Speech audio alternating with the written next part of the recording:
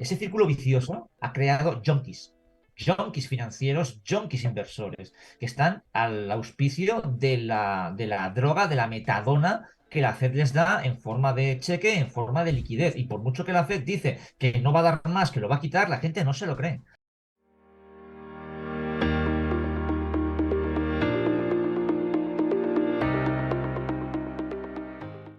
Por aquí con nosotros, Bitácora Bolsa. ¿Qué tal? ¿Cómo estás?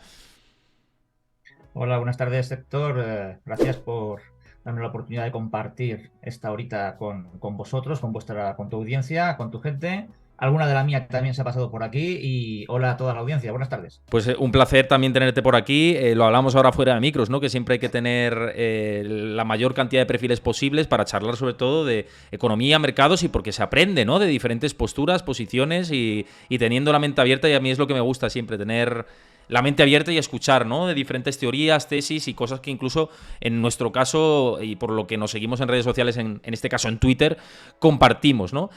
Por poner un poco el inicio, ¿no? Hablaba de Powell de ayer, este discurso que volvió un poco despistado, o que los mercados más bien estaban muy despistados, y ya no solo por el discurso de Powell, sino que, en mi opinión, ahora me dices un poco tu visión, parece que hay mucho despiste y mucha complacencia. Esto lo hablamos también antes un poco fuera de cámaras, de que tenemos una visión compartida de que hay un exceso de complacencia ahora por parte de los inversores. ¿Cómo estás viendo tú estos últimos momentos, sobre todo después de la reunión de la Fed del otro día y del discurso de Powell de ayer, que fue un día muy raro, la verdad? ¿Qué te está pareciendo? Bueno, no, la verdad es que desde finales ya del año pasado parece que la gente se toma a Fed y a la Powell por el pito muy sereno y parece que incluso él está haciendo también, ¿no? Por interpretar ese personaje tipo Club de la Comedia, como diciendo, a ver, como cuanto más os diga lo que en principio tengo pensado hacer, otra cosa es que lo haga, y que vaya dirigido en la dirección de todavía hay incertidumbre sobre la inflación,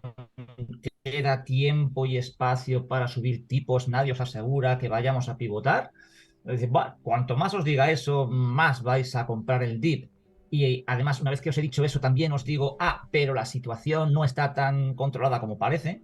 Y ayer vimos un shakeout, una reacción bastante sinusoidal en los mercados, latigazo hacia arriba, latigazo hacia abajo. Hombre, sobre los gráficos queda un pelín exagerado, pero realmente los movimientos de precio están siendo desde que se rompió la famosa bajista, de esta que, ¿Mm? que, que tanta controversia ha traído. Hemos entrado en una zona de compresión de precio, en una zona más o menos lateral. Yo os digo creyendo que mientras esa complacencia ya se ha producido y mientras no se superen los 4.300, el mercado realmente no está apostando ni en otra dirección, ni en uno ni en otro sentido. Vamos a ver qué ocurre con el dato de inflación de la semana que viene, porque aquí toda la gente, como dices tú, se lo está tomando como el pito de un sereno. Si la ¿Mm? inflación sale por encima de lo esperado, pues a lo mejor esto sube, porque eso significa, vaya usted a saber cómo lo interpreta el mercado. Y si sale ya por, hay mucho descontado. Como comentaba, creo que además ya hay mucho descontado con respecto a lo que pueda ocurrir bien en términos macroeconómicos, en términos de lo que haga Fed. También yo comentaba que el upside no, ahora en estos niveles, mientras no haya más alegría, no me parece muy provechoso comparado con. Tiene que ir todo muy bien, todo muy, muy, muy bien, para que esta alegría se mantenga. Y sin embargo, a poco que algo vaya mal, lo que tenemos por debajo en niveles de precio es importante. Hay un downside importante. Ahora mismo, para mí, en mi opinión, quien está fuera del mercado, la relación beneficio-riesgo no le compensa. Ahora mismo, ¿no? Y bueno, eso por un lado. Y por otro lado, ya si quieres, podemos también intentar entender si el retail es capaz de sostener este mercado cuando los insiders están vendiendo y son las empresas con recompras las que están haciendo contrapartida. Esto y además los institucionales que están todavía bastante posicionados muy fuera del mercado. Tienen mucha liquidez, es cierto que tienen mucha liquidez en recámara, pero tú cuando hablas con fondos de inversión, y yo estoy acostumbrado a hablar con gestores, de hecho mañana viene uno que es Carlos Antiso, muchos tienen posiciones elevadas de liquidez en este momento. Es decir, no hay respaldo fuerte institucional en este rebote y eso es lo que me hace desconfiar. Hoy debatía con un usuario en YouTube también, te lo comento por un poco también meterlo en escena, y me decía, ¿y por qué no crees que este rebote es un cambio de tendencia? Y yo le decía exactamente lo mismo que decías tú, Diego, porque por la parte técnica, mientras no supere los 4.300 puntos, que es el máximo que hay anterior dentro de estos máximos decrecientes que tenía el gráfico, esto en el punto de vista técnico, para mí no ha cambiado nada del mercado bajista. Es cierto que romper la directriz, y es cierto que superar la media de 200 sesiones fue un hecho importante, que hay que decir que es una pausa dentro de ese mercado bajista. Es una lateralización dentro de ese mercado bajista. Pero eso no quita que la tendencia de fondo y el sesgo técnico y fundamental, que el fundamental es los temores de recesión que todavía hay y que yo sostengo que están bastante vigentes, no puedan hacer que el mercado vuelva a tener otro latigazo a la baja a futuro. Quizás estemos en complacencia un tiempo, pero largo plazo, cuidado. Es un poco lo que le trasladé. No sé cómo ves tú esa posibilidad, ¿no? De que podamos lateralizar o incluso un rebote hacia 4.300. Podría ser perfectamente posible, pero luego cuidado, ¿no? Vale, ¿Me no oyes? sé si quieres que mantenga el vídeo, porque creo que me está impactando en la conexión. Vale, si quieres dejarlo sin vídeo, luego lo podemos probar más adelante, porque a lo mejor sin vídeo podemos agilizarlo un poco, viendo los problemas de conexión. Suscribo todas las palabras que has comentado, es decir, todo lo que le has comentado a esta persona por YouTube, lo suscribo todo completamente. Es decir, por un lado, sí, hay muchos que se están fiando de que como el institucional tiene un gran arsenal de liquidez, esto cuando salga al mercado va a hacer un short squeeze del copón. Está ocurriendo también, desde mi punto de vista, que todas esas posiciones cortas, que yo creo que no son posiciones cortas netas, son coberturas, se están cerrando de una manera ordenada, y no sé si habría tal short squeeze. Lo que sí es cierto es que si el institucional entra con esa artillería de liquidez, se puede producir un zambombazo alcista importante. ¿Cuándo se produciría eso? Cuando realmente se vislumbre una de las dos situaciones: que la Fed efectivamente pivota o que recula lo suficiente como para volver a los QEs que alimenten las recompras de empresas que ahora mismo están tirando de caja. Mientras eso no ocurra, yo estoy contigo. Y lo digo muchas veces, aun a pesar de los palos que me llevo por eso, pero es que lo digo muchas veces, es que no he visto todavía nada en el contexto que me haga cambiar mi posición estructural con respecto al precio. Las razones, las que tú has comentado, o sea, exactamente esas.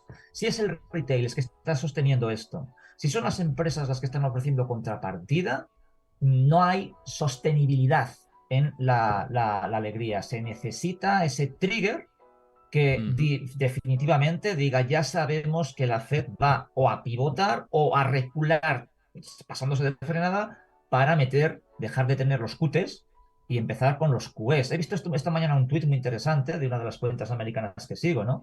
Que decían, hace cosa de año y medio, en cuanto la gente escuchaba la palabra QT, latigazo bajista. Ahora no hacemos más que tener QTs, y por mucho que Powell insista, la gente comprando el dip. El hecho de que las reacciones de precio, incluso aunque en el gráfico, insisto, puedan verse muy exageradas, no lo son tanto, y que esas reacciones de precio tampoco sean tan exageradas, incita a pensar que efectivamente el institucional todavía está siendo prudente. Espérate, porque además no nos olvidemos de una cosa.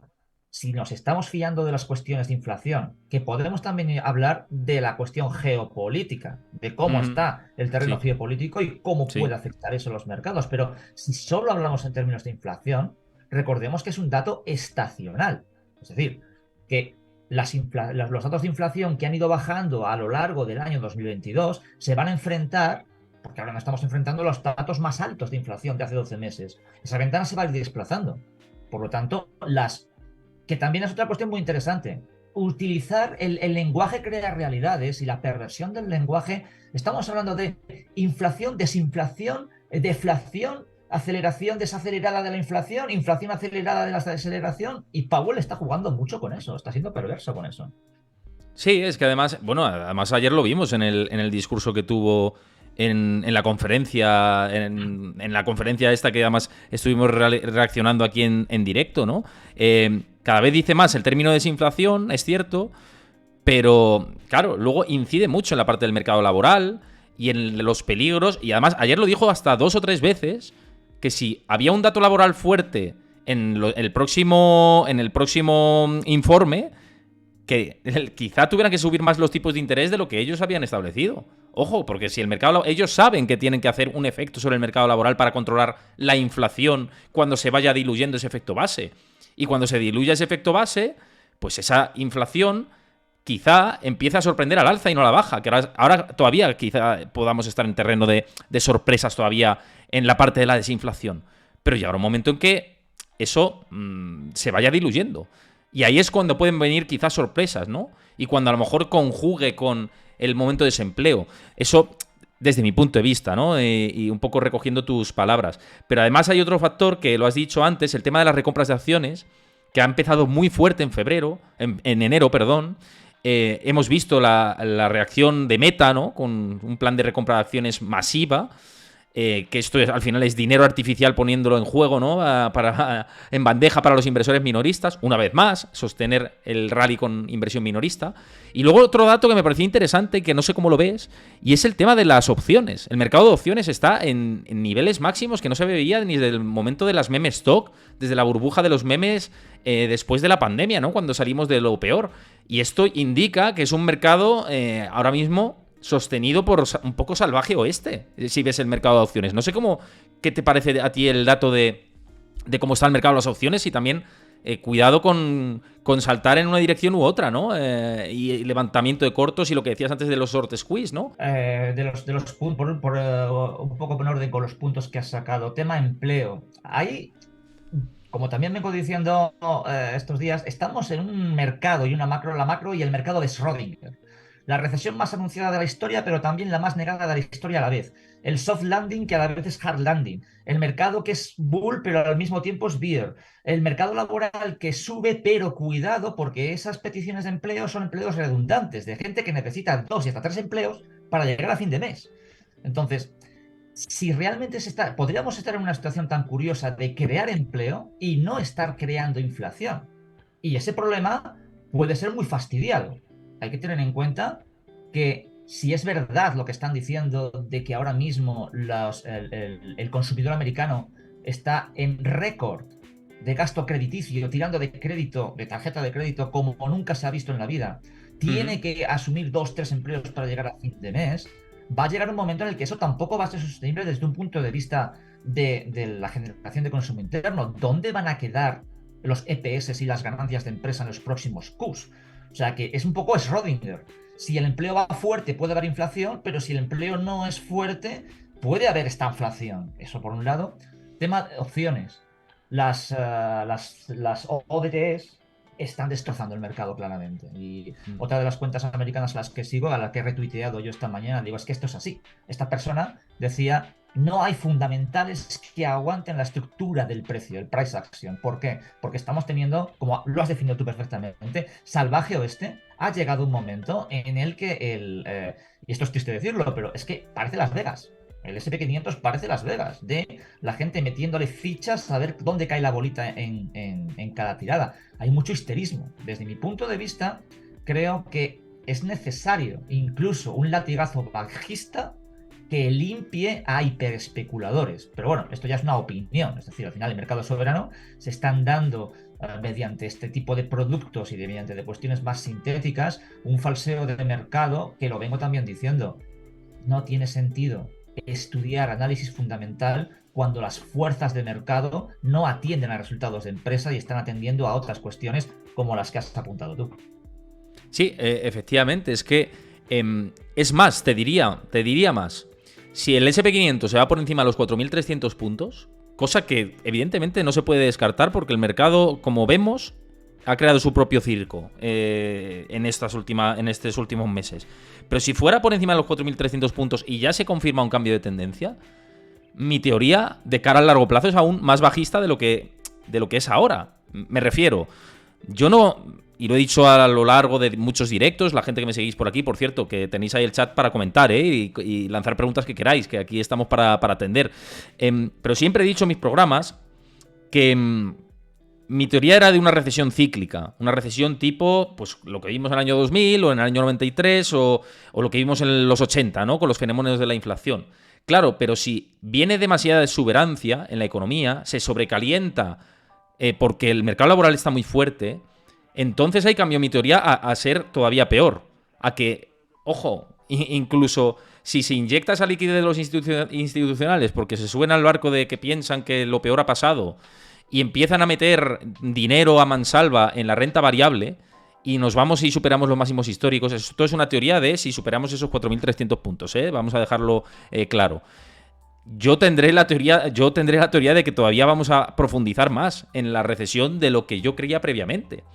Porque eso quiere decir que todo el mundo se ha ido ya por uvas, ya ha mirado hacia otro lado, a la subida de tipos de interés más acelerada de la historia en menos tiempo, que es la que hemos tenido durante todo el 2022 y ahora en lo que va de 2023 ampliándola, y los efectos que eso tiene sobre la economía real y sobre las empresas cotizadas. Mucha gente dice, no sé qué pensarás tú, Bitácora, pero mucha gente dice, bueno, pero lo peor del guidance de las empresas, de cuando estamos hablando de recorte de beneficios empresariales, la bolsa toca fondo antes del peor recorte de beneficios empresariales. Yo, claro, pero es que no sabemos hasta cuándo va a ser el recorte de beneficios empresariales. El que ha habido ahora es muy laxo todavía, ¿no? Entonces, vamos a ver hasta dónde acaba todo esto. Yo, insisto, creo que ahora estamos en esa fase de lateralidad y que veremos a ver dónde nos lleva todo esto y que si hay más complacencia y más exuberancia por datos económicos buenos del corto o medio plazo, puede que caiga el mercado y los institucionales incluso en un error mayúsculo que hemos tenido en otras burbujas previas. No lo sé. No sé qué piensas tú. Sí, a ver, de entrada esto va a hacerse este tipo de reflexiones, ¿no? De intentar analizar escenarios y descontar escenarios, no darlos por hechos. De Exacto. hecho, la gente que habla cuando establecemos escenarios y probabilidades nos acusa de bolas de cristal.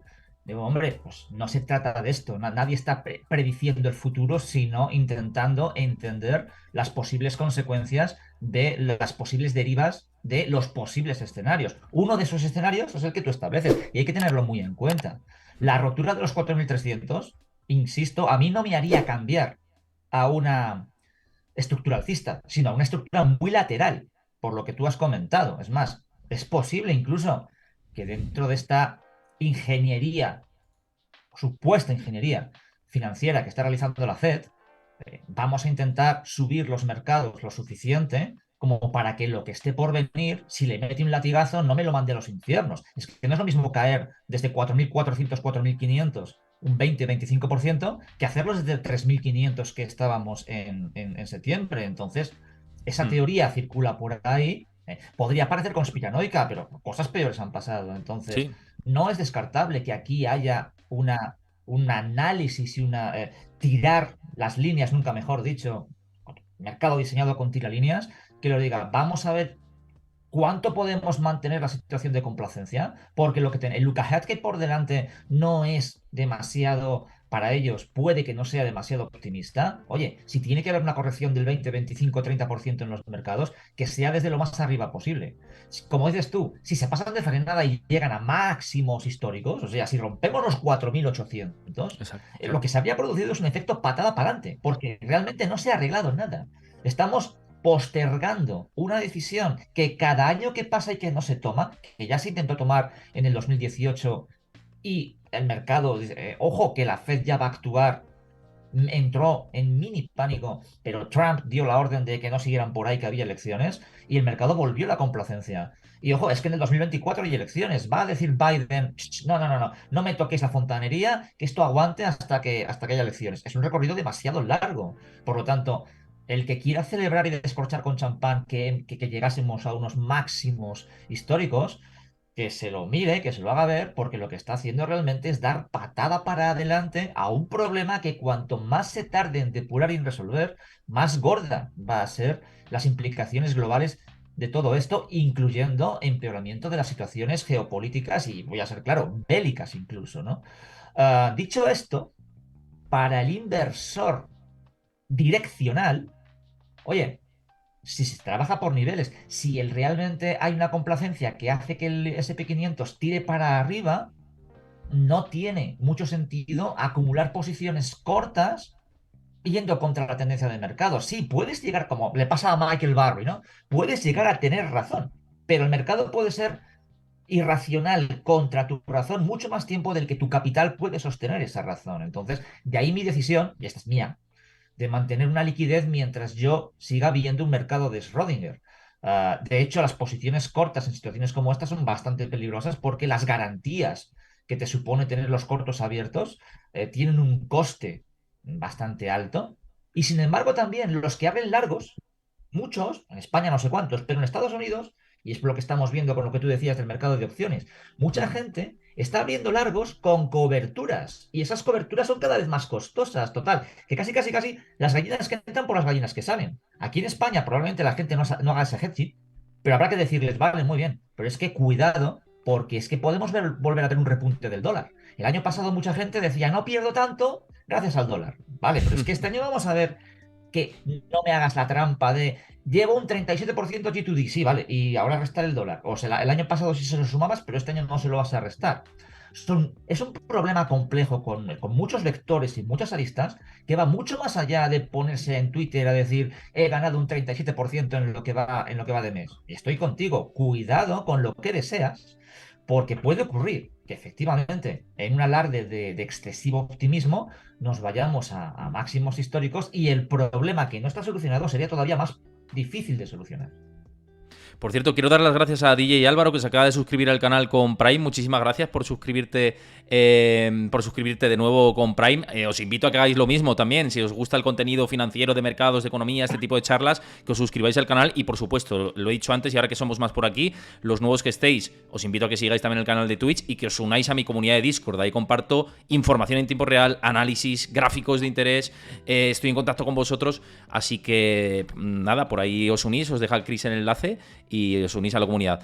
Y fíjate, con esto que estabas diciendo, vamos a probar a ver el vídeo ahora si la conexión va aguantando. Con esto que estabas diciendo, a mí me invita a otra reflexión que no se está teniendo en cuenta y que además también lo comentan también muchos usuarios, ¿no? Y en muchos programas.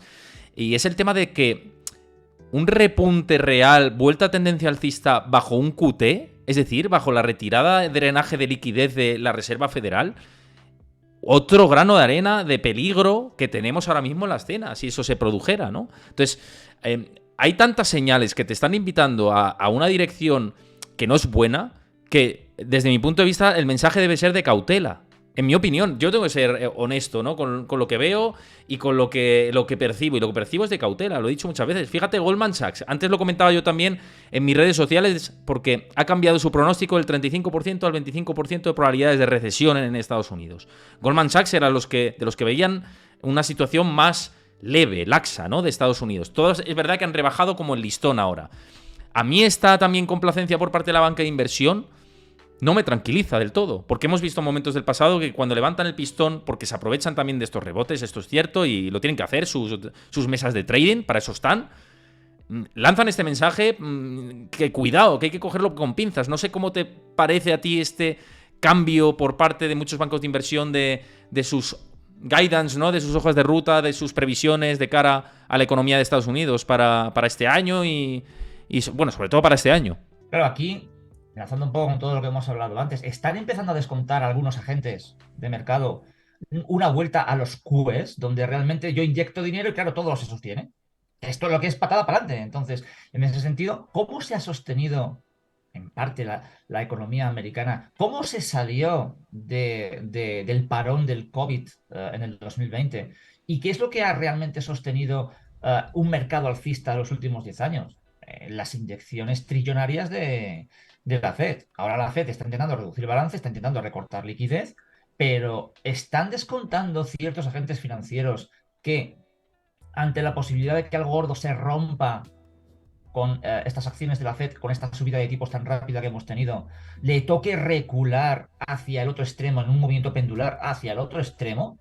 Si eso está siendo así, efectivamente tenemos un latigazo alcista servido, pero es que además lo que tenemos también es el incremento de la magnitud del problema. Esa es una lectura. La otra lectura, que me tranquiliza menos aún, es, oye, y quizás les estamos dando demasiada importancia o estamos creyendo que saben de lo que hablan y que saben cómo manejarlo. Recordemos que el señor Powell, el señor que salió ayer a hablar, era el que durante 2 trimestres del año 2021 dijo que la inflación iba a ser transitoria y leve, cuando todavía estábamos en el 1-2%. O sea, recordemos que estamos hablando de esta gente.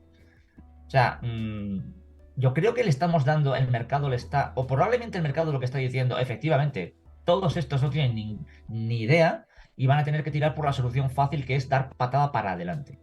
La economía y los mercados financieros no necesariamente son lo mismo. De hecho, otra de las gráficas que he retuiteado hoy es la divergencia que hay entre la evolución del precio en los últimos 2 o 3 meses y la evolución de los EPS, ¿no? En un tuit en el que yo puse, oye, ¿qué está ocurriendo? ¿El precio sigue al valor o el valor sigue al precio? ¿No? Los fundamentalistas dicen que el precio converge al valor. Bueno, pues si eso es así, el gap hacia la baja es importante. Se está descontando, y lo que dices tú, es que a lo mejor resulta que el peor escenario ya está descontado. Las bolsas hacen suelo cuando, anticipando los peores resultados siguientes, ¿no? Bueno, técnicamente, porque el gráfico pone que 3.500 es menos que 4.200, que es donde estamos ahora, y parece que eso ha sido suelo de mercado, pero efectivamente todavía no lo sabemos. Por lo tanto, no podemos confirmar que realmente los peores resultados han sido descontados. Vamos, y los guidance los carga el diablo. Para mí hay mucho wishful thinking en los guidance que están estableciendo algunas empresas. Si encima das un guidance malo, pero anuncias una recompra de toda tu caja, 42.000 millones, la empleas en recompra de acciones, al inversor especulador le importa muy poco si la empresa va bien. Por mucho que luego vayan a Twitter a publicar Excels o a YouTube a publicar Excels con los fundamentales. Les importa muy poco el largo plazo. El largo plazo acaba hasta que vendes. Claro, cuando están en pérdidas, no. Cuando están en pérdidas hay largo plazo porque mientras no vendes, no pierdes. Pero cuando ganas, les importa muy poco. Al inversor lo que quiere es mis acciones suben, mis ETFs suben, yo le meto más maquinaria hasta que aguanten. Algunos son listos, se salen a tiempo y eso lo que hace es que se produzca una divergencia entre el mercado bursátil y la macroeconomía. ¿Están descontadas ya las peores situaciones? No.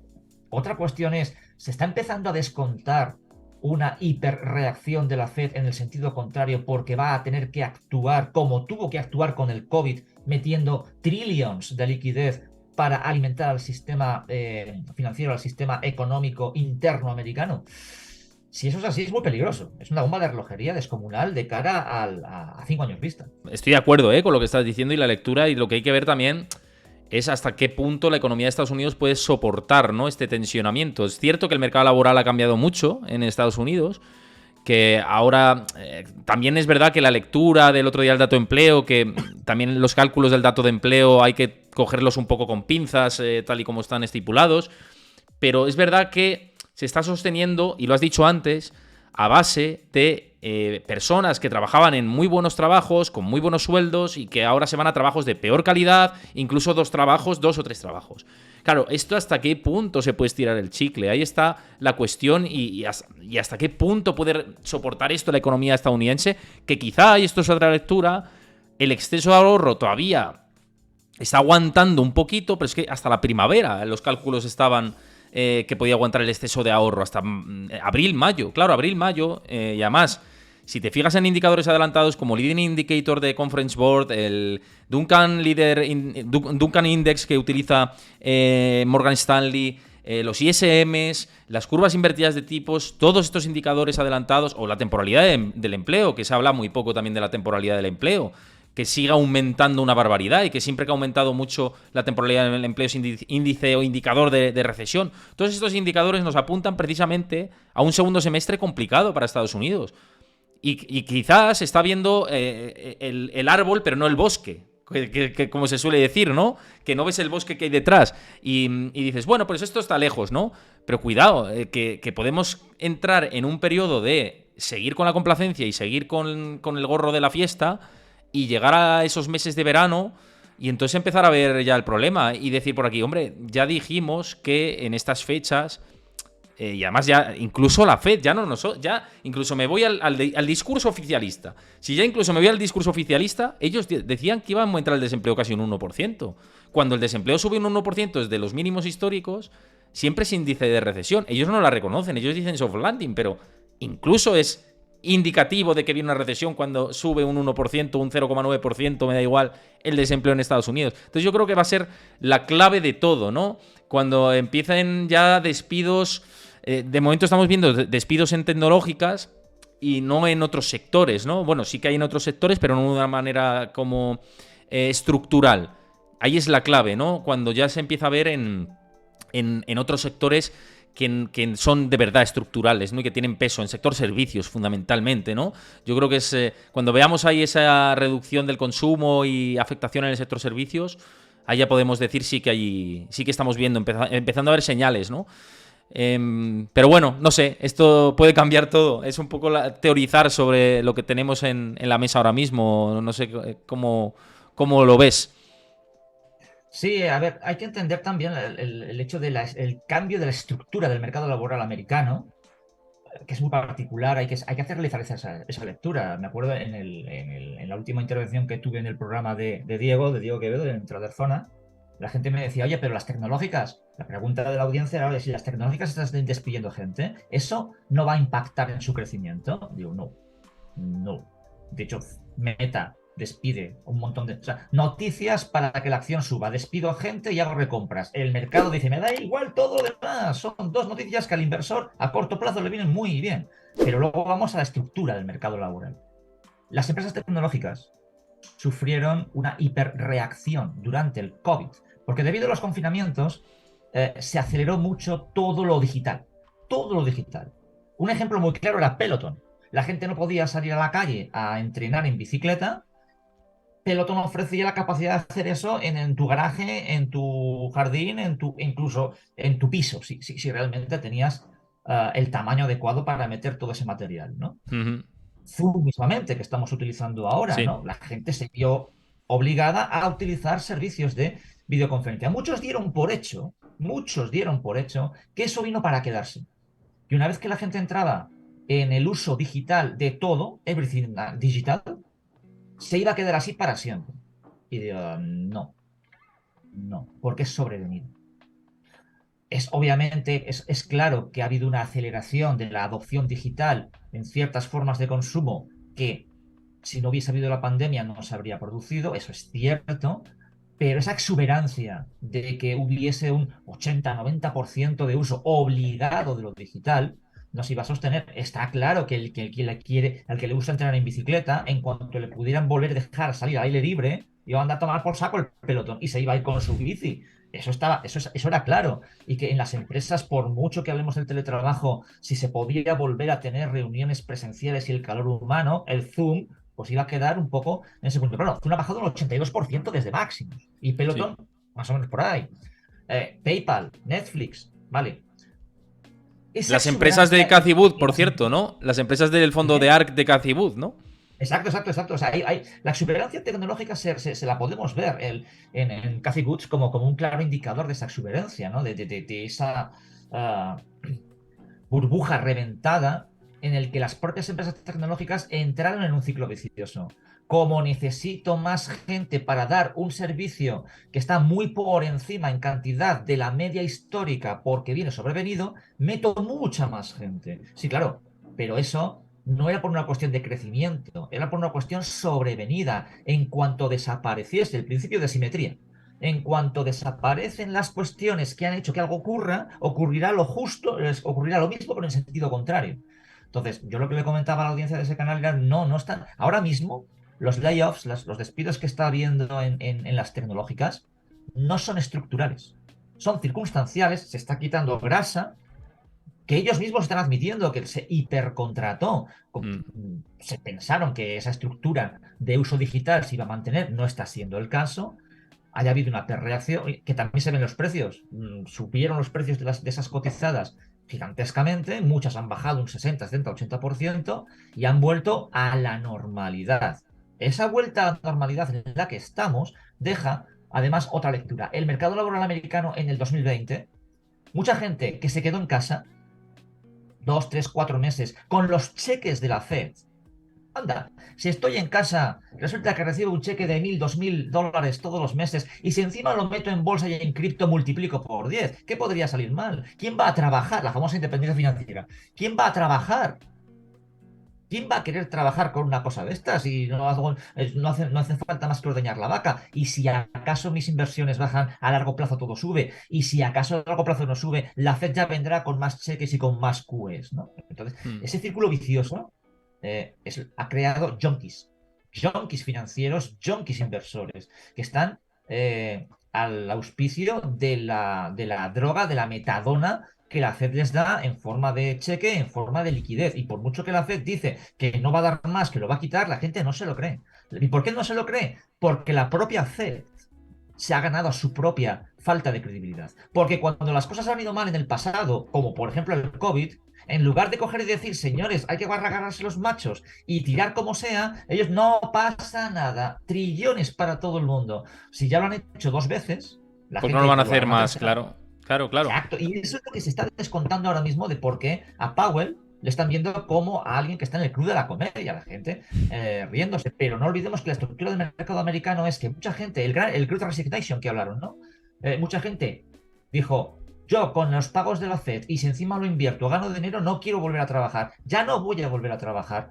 La Fed, la Fed, no la Fed, pero bueno, la Fed es un instrumento, no es el causante, es un instrumento. Se utiliza la Fed para decir, sí, voy a crujir vuestros ahorros, voy a meter tipos y además una inflación artificial, de eso podríamos hablar en otro programa, de la Mm. artificialidad de esta inflación, para que efectivamente tu sensación de bonanza disminuya y vuelvas al mercado laboral, que es lo suyo en un sistema capitalista. Claro, han tenido otra opción que es tirar de tarjeta de crédito. Están estirando todo lo que pueden, y como he dicho, esta primavera pueden llegar los ahorros, Mm. pero ahora resulta que tienen que volver a trabajar. Y las condiciones laborales que no quisieron en el 2020 han empeorado. De eso no se está hablando. ¿Cuánto de sostenible es eso? Desde mi punto de vista, poco. Pero, como he dicho antes, si la Fed ha mal acostumbrado a gobiernos, inversores y ciudadanos a que, bueno, el cuento del lobo, que viene el lobo, que viene el lobo, que viene el lobo, pero luego al final, a última hora, meto una inyección de liquidez, otros trillones y cheques más, y aquí no ha pasado nada, pues claro, ¿quién se va a creer que vienen las vacas flacas? Con respecto a esto último que dices, fíjate, en una de las últimas encuestas de Bank of America, el 40% de los estadounidenses reconocen que tienen dificultades para llegar a fin de mes. Si eso sigue increciendo, porque la inflación es acumulativa, que a veces también se olvida, ¿no? Que es un fenómeno acumulativo, es decir, que los precios siguen subiendo y a lo mejor los salarios, y ya se está viendo que el salario por hora está reduciendo esa subida, pues ese desacople hace que al final el poder adquisitivo caiga, se reduzca. Y entonces, cuando empiecen las morosidades, que llegaron, que de momento dicen, no, no estamos preocupados con las morosidades, ¿no? Las entidades y tal, tenemos provisto todo esto, pero a lo mejor no está provisto. Claro, y la historia, un poco hilando con esto, nos indica pensar, joder, pues sí, cuando miráis para otro lado, año 2001 o año 2008, la morosidad se te disparaba y ahí tenías un problema, ¿no? Dentro de para asumir esta provisión. Entonces ahí yo creo que está un poco el quid de la cuestión, en si vamos a llegar a todo esto, ¿no? Pero bueno, son debates que iremos viendo durante los próximos meses. Quiero ir a preguntas que han dejado por aquí la gente, que no estoy atendiendo, pero lo dejo siempre para este momento y poder atenderos a todos, que espero que os esté gustando la charla. Una vez más, aprovecho a dar las gracias a los que habéis seguido el canal de Twitch durante todo lo que es la charla, y invitaros a los que estéis por aquí, si os gusta el contenido, que le deis a seguir al canal y también que os suscribáis. A nosotros nos ayuda, a todo el equipo que estamos haciendo posible este proyecto. Y además, que lo digo a lo largo de todos los directos, que os unáis a mi comunidad de Discord, donde ahí comparto información en tiempo real, análisis, gráficos.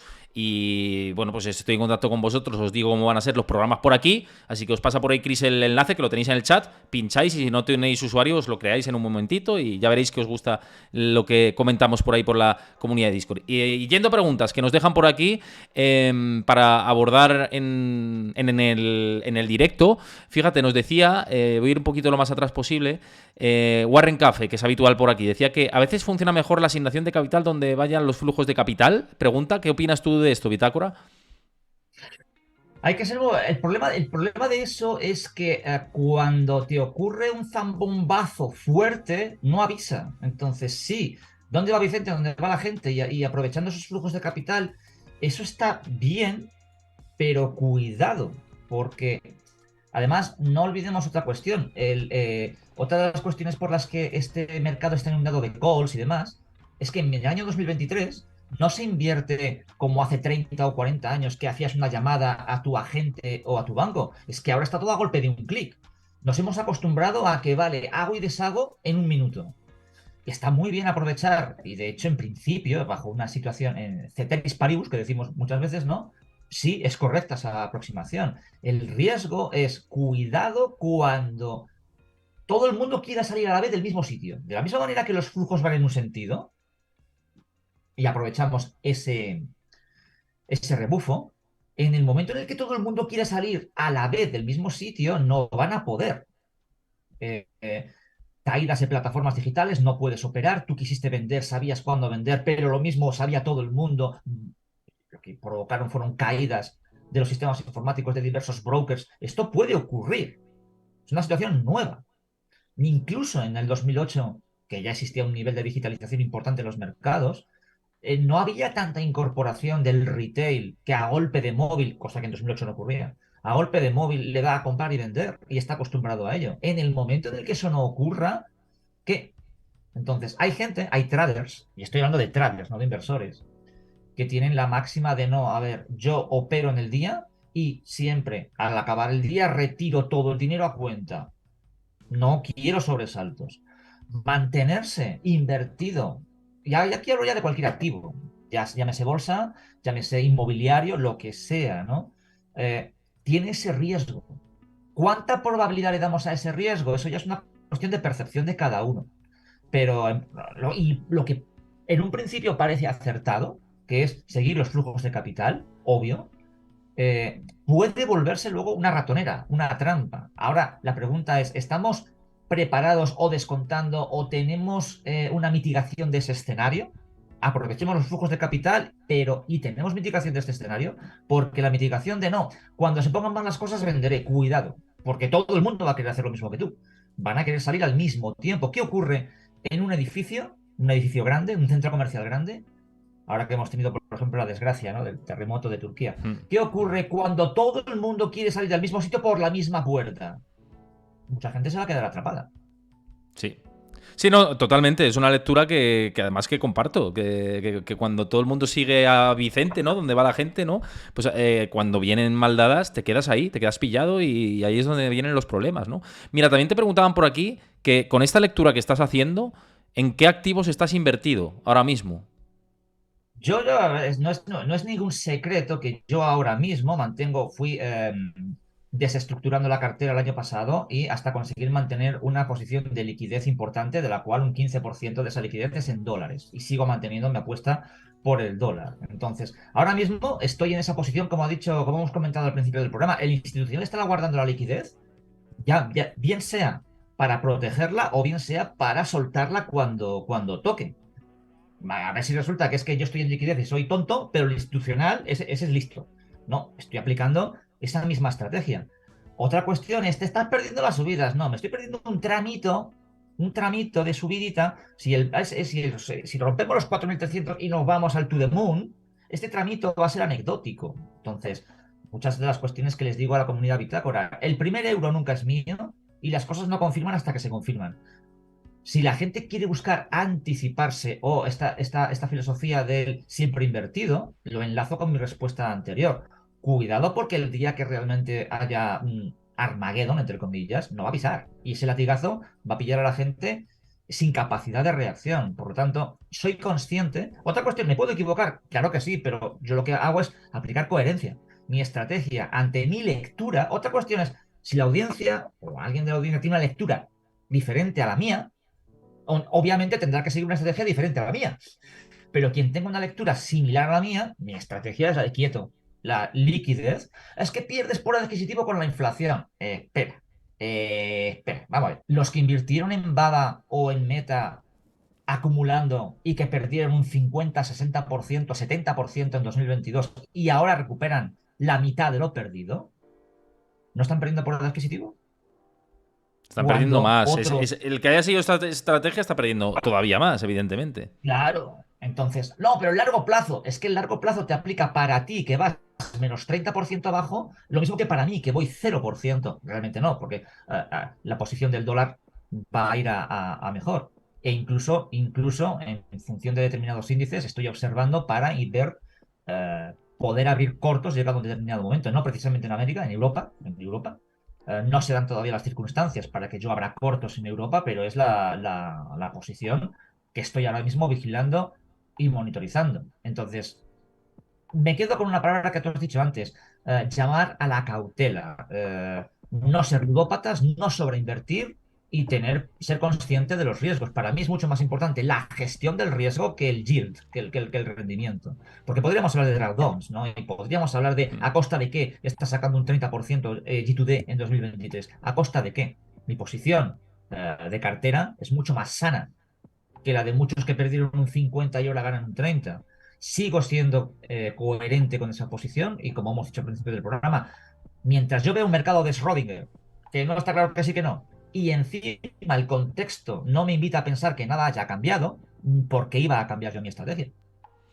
Y te pregunto, viendo todo esto, más allá de liquidez, la renta fija americana, por ejemplo, corto plazo, que está con unas rentabilidades que no veíamos desde hace mucho tiempo, con esta ola masiva de ventas que se ha producido, sobre todo en 2022, ¿te ofrecería alguna oportunidad? Y ya no Sí. americana, también en otros tramos. ¿Lo ves interesante como, no para proteger del todo la inflación, porque evidentemente está por debajo, pero sí para salvaguardar esa liquidez? Sí, a ver, en principio, y de hecho esto lo voy a enlazar con un comentario que he visto al principio en el canal de las letras del tesoro, que es otro de los temas candentes del momento, ¿no? Toda esta gente que se ríe de los que hacen colas por hacer letras del tesoro. A ver, el mero hecho de hacer cola sí que da risa, teniendo en cuenta que hoy día se puede comprar desde casa, pero el mero hecho de comprar las letras no precisamente tiene que invitar a la risa. Treasuries americanos, sí, lo que pasa es que hay que tener en cuenta que ahí hay que cubrir la moneda.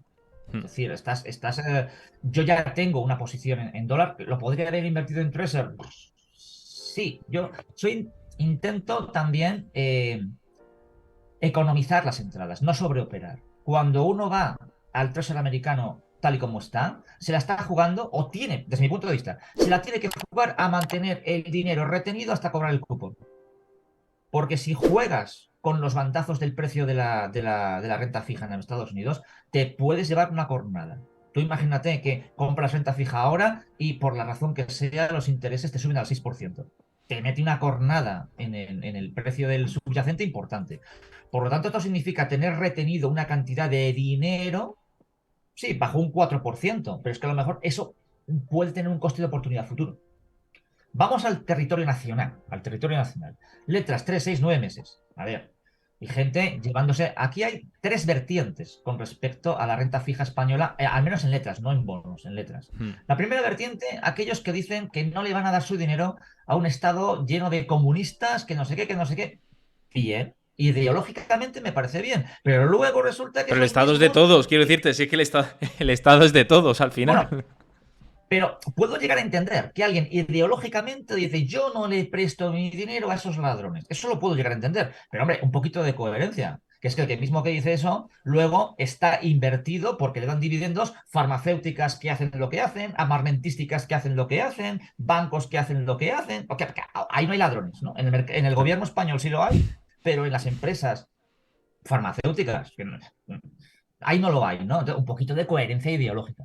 La segunda vertiente están los que dicen que es que las letras, el que invierte en letras es un ineducado financiero porque no bates a la inflación. Ahí, insisto, mucho mejor invertir en Baba y en Meta porque en el largo plazo siempre ganas, ¿no?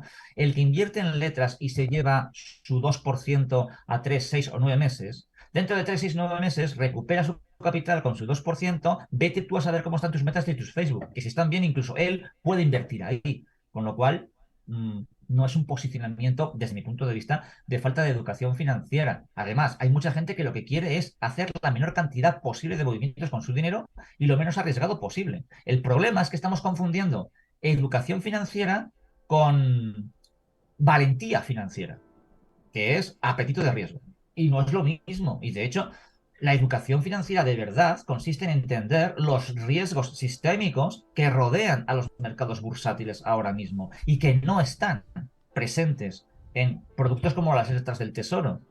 Por lo tanto, meter la inflación a un producto que te asegura un 2% frente a una acción que lo mismo te da un más 30 que un menos 70, no me parece mucha educación financiera. Y luego está la tercera vertiente.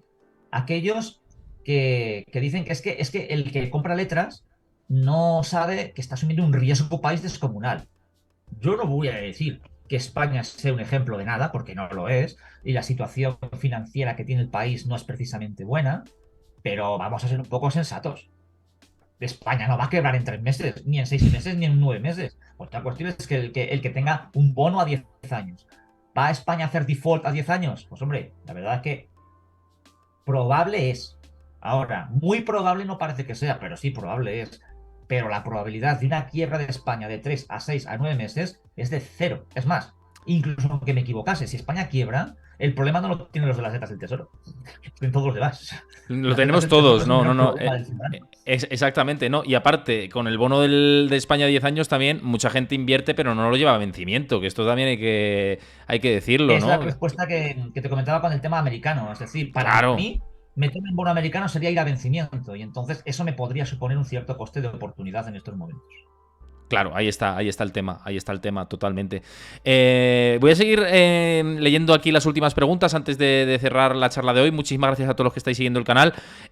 Antes voy a hacer una breve pausa para recordaros los partners del canal que apoyan en lo que es estas charlas que tenemos en los programas de Bull Bear, CMC Markets, que es una plataforma con la que podéis invertir. Os pasa por ahí, Chris, el enlace, siempre con responsabilidad. Le echáis un ojo, pincháis y lo veis. Y por supuesto, Besto, de cara a la inversión de largo plazo, a esos ahorros que queráis movilizar, y de hecho con el código promocional de Héctor, a la hora de descargaros la app, podéis en vuestras primeras inversiones tener de 5 a 100 euros. Pero esto desde vuestra responsabilidad siempre a la hora de invertir y lo que queráis hacer, que con el dinero, lo estamos comentando a lo largo de la charla, hay que tener mucho cuidado en este entorno actual, pero yo os lo dejo ahí para quien, oye, quiera mover ahora su dinero en letras o en lo que sea, tal, pues ahí tenéis dos plataformas que podéis utilizar. Bueno, dicho esto, mira, Greenblood, Bitácora te preguntaba, si puedes preguntar a Bitácora, me dice Héctor, ¿cómo ve China para el largo plazo real? ¿Cómo lo ves? Una pregunta que además extiendo a India y probablemente a cualquier otra economía emergente. Aquí yo soy de una opinión, de una corriente. Nuevamente, juntando la cuestión de la educación financiera consiste, desde mi punto de vista, en una correcta gestión del riesgo, no en una rentabilidad por encima de, sino en una correcta gestión del riesgo. Y esto es uno de los informes que se dio en su momento a la comunidad Bitácora, cuando hubo la fiebre de Baba y por qué yo veía que Baba se iba a ir a los infiernos, cosa que acabó ocurriendo por las razones que efectivamente se emitieron en ese informe. Estamos intentando sincretizar, estamos intentando entender, desde un punto de vista occidental, europeo incluso, capitalista, formas de mercado que no son como las nuestras. Las empresas chinas no funcionan como las empresas occidentales. El crecimiento chino es para la sociedad china, busca un crecimiento que repercuta, bueno, teóricamente, ¿no? Que repercuta en la sociedad. No le gusta que alguien sobresalga. Hay un refrán, hay un dicho chino que de aquel clavo que sobresale se le martillea. Entonces, ¿y por qué Jack Ma le ha pasado lo que le ha pasado?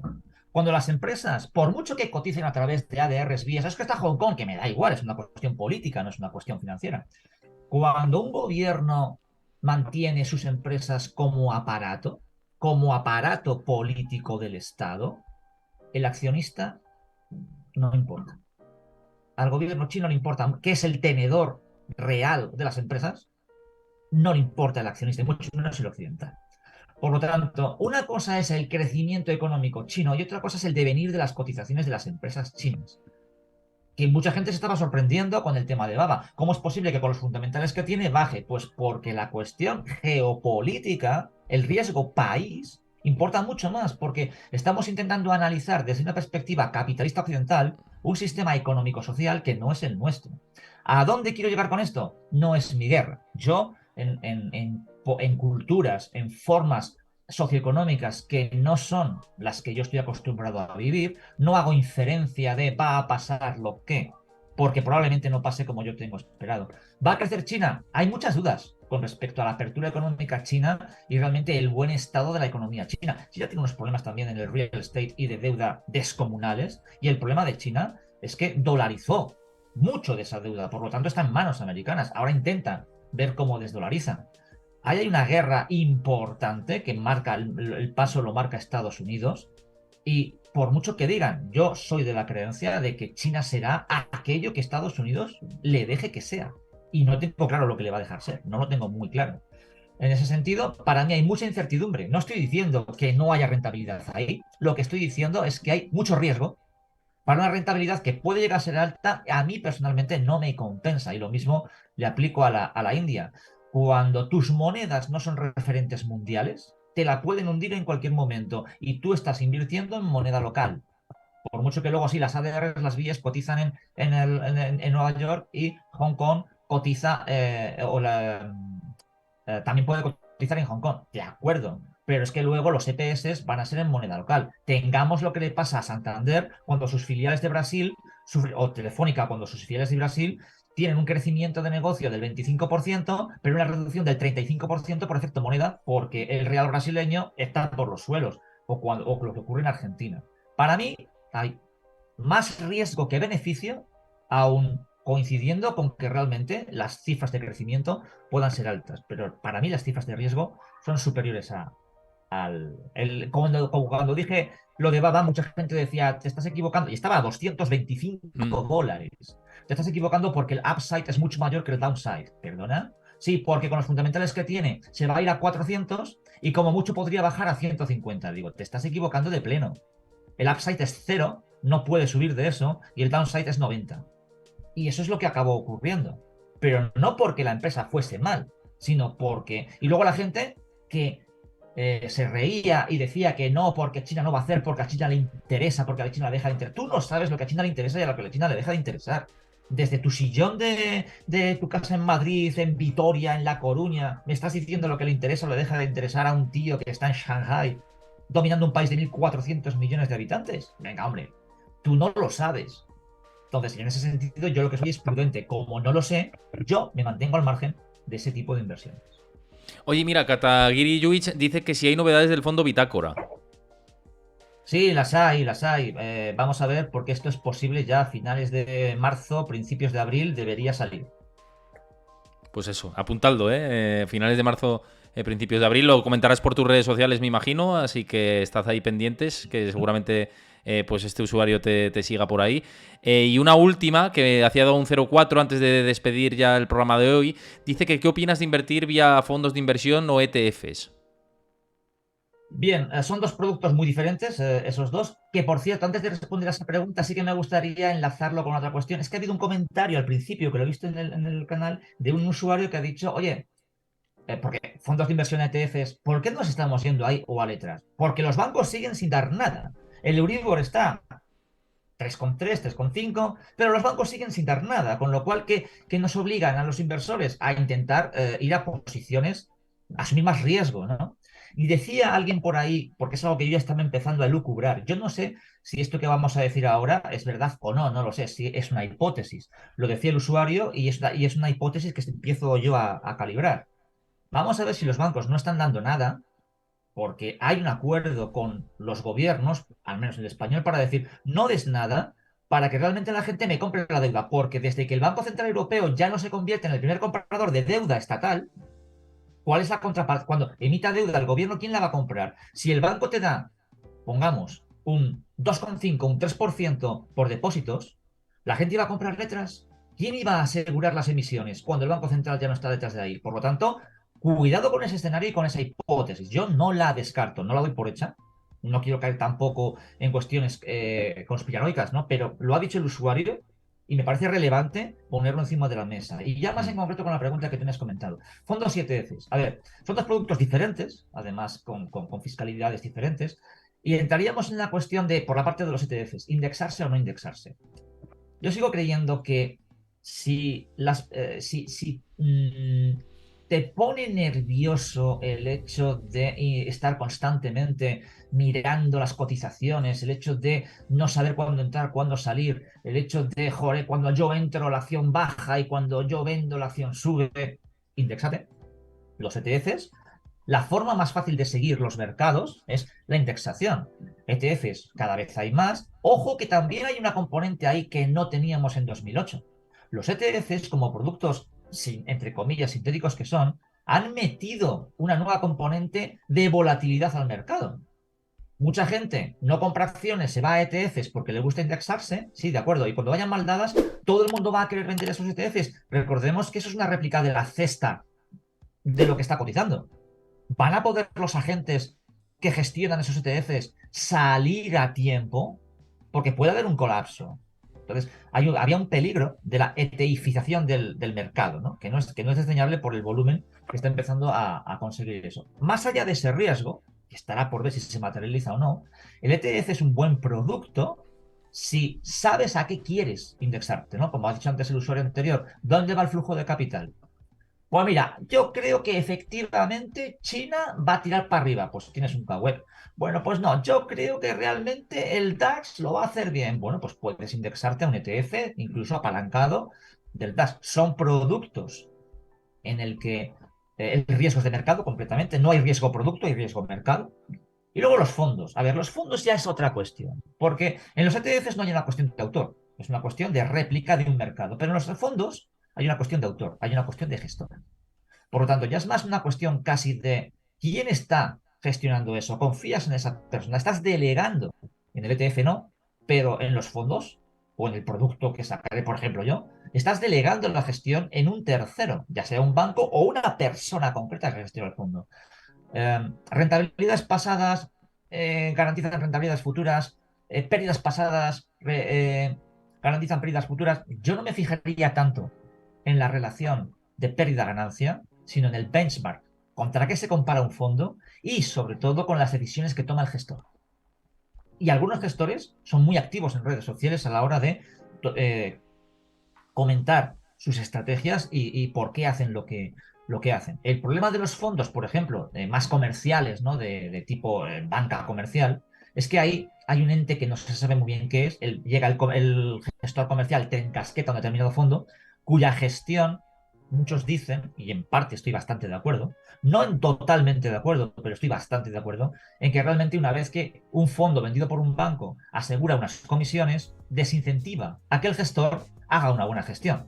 De hecho, lo que va a intentar hacer es intentar replicar un ETF lo máximo posible o ser lo más conservador posible. Eso puede ser bueno. El problema es cuando ante una estrategia conservadora escoges valores que aparentemente eran conservadores, pero se van abajo en el mercado, ¿no? O de repente creas un fondo, que tengamos lo de Cathie Woods. Tienes un fondo tecnológico, lo apuestas tú a tecnología sin darte cuenta de que llega un momento en el que te tienes que retirar antes de que esa burbuja estalle. En lugar de si baja doble oposición, si baja doble oposición, si baja doble oposición. Hay varios fondos de autor que utilizan la cabezonería como estilo de gestión. Por lo tanto, ETFs, productos interesantes. Lo que pasa es que no tienen las ventajas fiscales de los fondos. Pero son productos interesantes. Si lo que quieres es decir, seguir una tendencia de un país o sector, fondos. Ahí ya más una cuestión de autor. Y si te lo están vendiendo a través de banca, yo, antes de firmar nada, no lo van a hacer, pero yo lo preguntaría, preséntame al gestor que me cuente cómo gestiona esto. Pues oye, nos vamos a quedar con todo esto, que siento no poder atender a todas las preguntas que habéis lanzado por aquí, pero vamos, que muchísimas gracias por participar. A ti te doy las gracias también, Bitácora, por toda esta charla que hemos tenido. La verdad que muy interesante, yo creo, y compartir ideas, ¿no? Y debatir de esta manera sana. Y espero que también hayas estado a gusto por aquí, por el canal. Sí, sin duda. Muchas gracias, Héctor. Disculpa los problemas técnicos que hemos tenido en el arranque, luego se ha estabilizado. Reforzarte las gracias por estar aquí en este canal con tu audiencia y también darle las gracias a la audiencia por el interés que muestra primero en tu actividad, que eso es fundamental. Hay que apoyar a la gente que trabaja en la divulgación y en la transversalidad de opiniones. No sesgarse a una idea concreta, sino aquí vamos a intentar dar voz a todo el mundo y que exponga lo que tenga que exponer. Y luego ya la audiencia es soberana. Ahí sí, la audiencia es soberana para sacar las conclusiones que considere al respecto. Y por eso, pues, darle las gracias tanto a ti como a la audiencia por este rato tan agradable que hemos pasado. Exactamente, esa es la idea. Os vuelvo a recordar una vez más que os unáis a mi comunidad de Discord, ahí para que estéis informados al momento de todos. Pasa por ahí Chris el enlace para que pinchéis y os unáis. Un abrazo, chao, cuidaos mucho. Hasta luego.